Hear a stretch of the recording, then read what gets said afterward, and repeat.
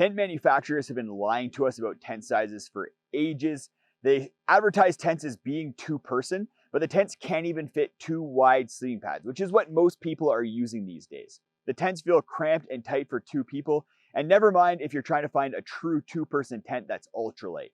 But Dan Durston alleges that he's heard our complaints and has developed a true 2-person tent with the XMID Pro 2 Plus.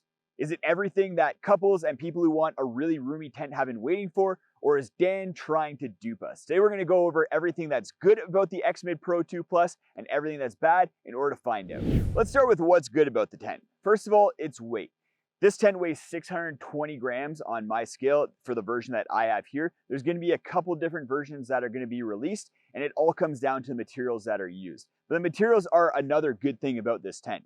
The XMID Pro 2 Plus uses a 0.55 Dyneema composite fabric for the fly, and then the version that I have here uses a 15 denier nylon for the bathtub floor. But Dan's also going to be releasing a version that has a Dyneema bathtub floor. He's adding Dyneema to that bathtub floor in an interesting way as well. It's a unique kind of Dyneema which uses a thicker mylar on the bottom for durability and then a thinner mylar on top where it's not going to be dealing with as much abrasion. This overall makes that version of the tent a lot lighter, but then also makes it so that it packs up almost just as small as the version with the nylon bathtub floor.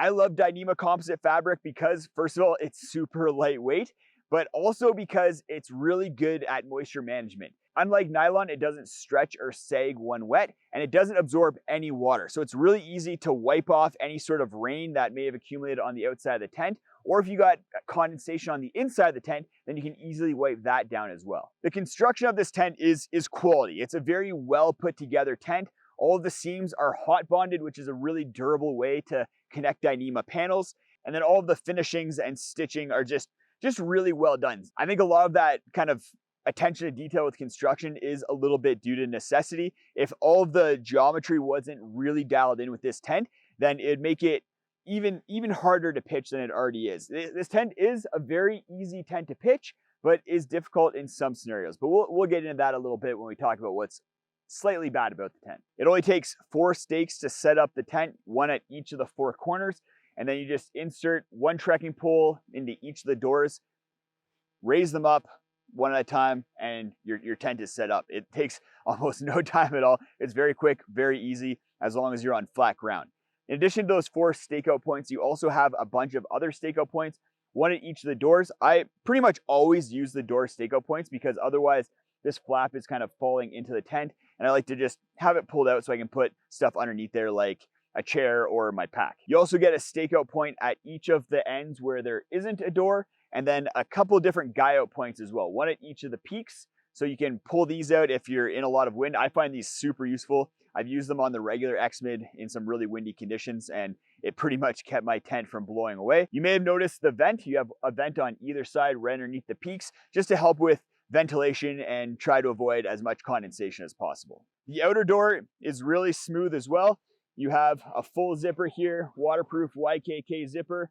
I've had this tent out in more rain than I've had pretty much any other tent during an initial review phase, and it's held up really well. You also have 2 pockets, 1 on each side, right beside the door. They're a little high. I told Dan that he should bring them down a little bit. When I'm laying down, I just can't reach into them and then to the bottom. With all the rain that I've had this tent out in, it hasn't leaked anywhere at all and was, like I said, really easy to wipe the rain off of the outside in the mornings. And with the extra space on the inside, this thing was really quite nice to hang out in. I have no doubts it'd also do really well in wind with just all the guy out points. I've been using little line lock hooks with cordage pre-attached that you can just loop into these different guy out points and then really lock the tent down. I'm borrowing this tent from Dan, and I mentioned those line lock hooks to him, so I'm going to send a couple with him when I send the tent back, and he said he might start including those with cordage for tents down the road. And that brings us to size. This tent is 90 inches long and 54 inches wide, so you're going to be able to fit 2 wide sleeping pads in there, no problem. Even if they're square pads, long, wide versions, whatever you need, it's going to fit inside this tent. You're not going to fit 30-inch pads at this point. That's just pushing it a little bit, I think. Compared to the XMID Pro 2, the poles are a little bit less offset as well. And Dan said he did that in order to create a little bit more space on both sides of the tent. With the previous version, you had a steeper sidewall on one side, and if the person on that side was on the taller end, then it might have gotten a little bit annoying. You have a lot more space for both people in the X-Mid Pro 2 Plus. Tall people are gonna fit inside the tent pretty well. If you're by yourself, you could probably be 8 feet and fit in this tent on diagonal, no problem. But if you have 2 people and you're both tall, you could probably max it out at like probably 6.5 feet for both of you. You're gonna be comfortable. Ideally, one of you is 6.5 feet and the other one's 6 feet. If you're under those numbers as far as the 2 people in this tent, then you're gonna fit no problem. Before we get into what's bad about the tent, let's run through some Pack Wizard comparables. We have the Tarp Tent Dipole and then the Z-Packs Triplex. The Triplex is gonna be bigger than the Durston X-Mid Pro 2 Plus, but the Durston X-Mid Pro 2 Plus is gonna be bigger than the Tarp Tent Dipole. And what's nice about this tent is that it's gonna be lighter than both of those other options. I'll have links to the X-Mid Pro 2 Plus as well as both of those comparables down in the video description. And that brings us to what's bad about this tent. I mentioned that this is a big tent, and with Dyneema you can wipe off the condensation from the inside or rain from the outside. But with this much Dyneema, it takes a really long time. When I was out in the rain with this, it probably took me 20 minutes to wipe out the inside and the outside of the tent. With a smaller tent like my Plex Solo, which is a solo 1-person Dyneema tent, it takes me about 5 minutes. So it's a lot quicker, a lot less time. So that's something to consider. Dan said I complained about this to Dan, and he said I just need to bring a bigger cloth. So I'm gonna try that next time it's raining and I'm taking this tent out.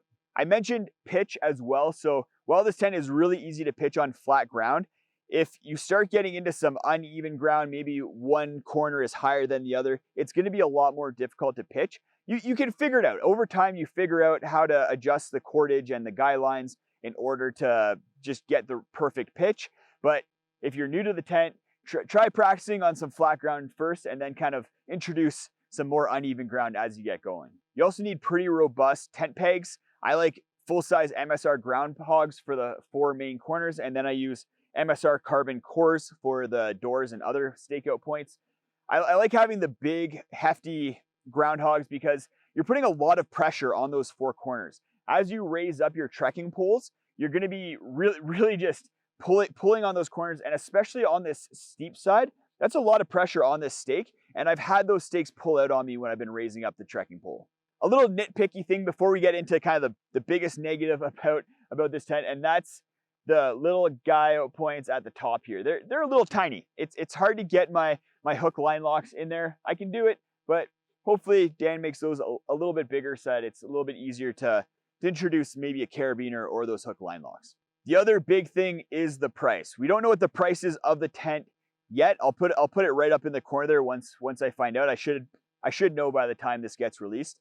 But I imagine it's going to be over $600, maybe pushing into that $700 range, which is that's expensive. That's a big price tag for a tent. There's not a lot of tents that are roomy and ultralight, and for that reason, as well as all the benefits of this tent, I think it's worth the price. Hopefully prices of Dyneema come down, so we're not going to be paying these crazy prices.